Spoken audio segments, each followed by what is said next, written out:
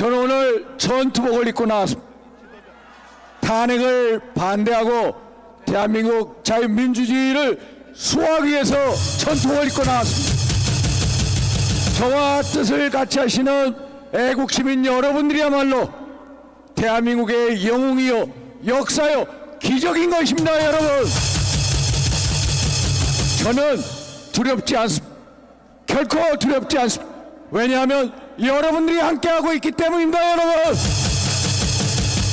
제가 지난주에 우리는 자유민주주의 체제 수호를 위한 성스러운 전쟁을 하자고 선언했습니다.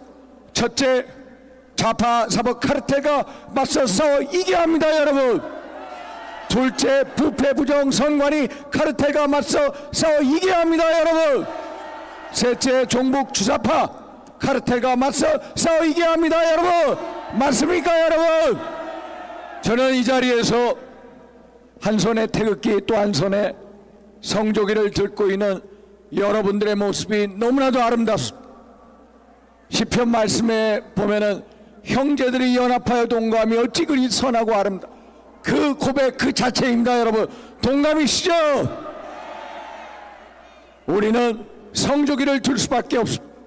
대한민국 역사상 우리가 성조기를 이렇게 드높인 적이 없습니다. 여러분, 세계 어느 나라를 가더라도 자국의 국기와 성조기 이렇게 드는 나라가 없습니다. 여러분, 왜냐하면 우리 최대 우방국인 미국이 지난 6.25 전쟁에서 37,000명에 달하는 전사들을 산화시키면서까지 대한민국의 자유민주주의를 지켜줬기 때문입니다. 여러분, 제가 말씀드린 것 같이 Freedom is not free, 자유는 공짜가 아닙니다. 여러분, 대한민국의 자유민주주의도 거룩한 우리 애국 동지와 선현들의 피와 땀과 눈물의 결정체인 것입니다. 여러분, 정말로 피로 맺힌 동맹 한미동맹을 끝까지 수호하고 지켜나가야 합니다.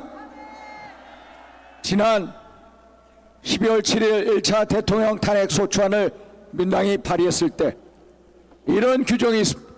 윤석열 대통령이 북한과 중국과 러시아와 적대시하고 일본에 경도된 외교를 했다. 세상에 이게 말이 됩니까? 그러면 이 사람들이 들어오면은 북한과 중국과 러시아에 경도된 외교를 할 수밖에 없는 거 아닙니까? 여러분, 그렇게 되면은 한미동맹이 어떻게 되겠습니까? 여러분, 우리가 지난 문재인 정부 5년 동안 외교를 보면 금방 합니다. 한미동맹 최악이었습니다. 한일관계 최악이었습니다. 여러분, 북한 제대로 말도 못했습니다. 한반도 완전한 비핵화는 완전한 핵무장을 만들어 봤습니다. 여러분 똑똑히 보셨죠? 중국에 대해서는 가장 굴욕적인 외교를 했습니다. 2017년 12월 문재인 대통령은 중국을 국빈 방문해서 중국을 높은 산보리 대한민국을 낮은 나라로 얘기했습니다. 그리고 11끼 식사를 하면서 세끼만 접대를 받았습니다. 한마디로 홀대를 당한 것입니다. 그런데 중국을 방문하기 전에 삼불 정책을 약속을 했습니다. 그게 어떤 약속이냐? 첫째,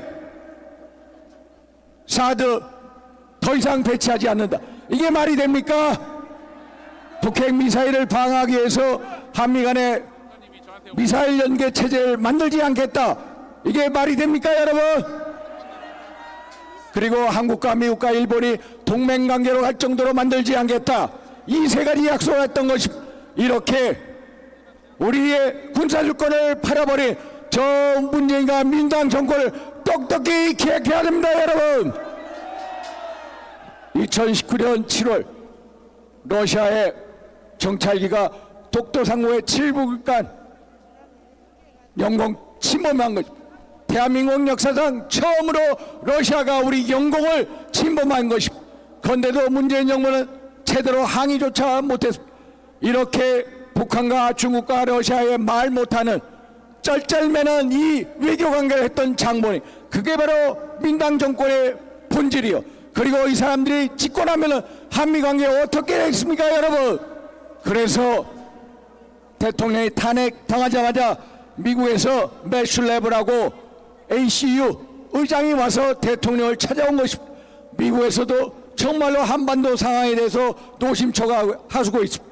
빨리 대통령이 탄핵의 굴레를 벗어나서 살아오기를 기다리고 있습니다. 여러분, 마치겠습니다. 여러분, 우리 모두의 힘과 열정과 뜻을 합쳐서 대통령을 살려내고 자유민주주의 체제를 지켜내고 한미동맹을 강화시킵시다. 여러분, 그게 우리가 대한민국을 끝까지 수호하는 길입니다. 저 윤상현이 반드시 여러분과 끝까지 하겠습니다.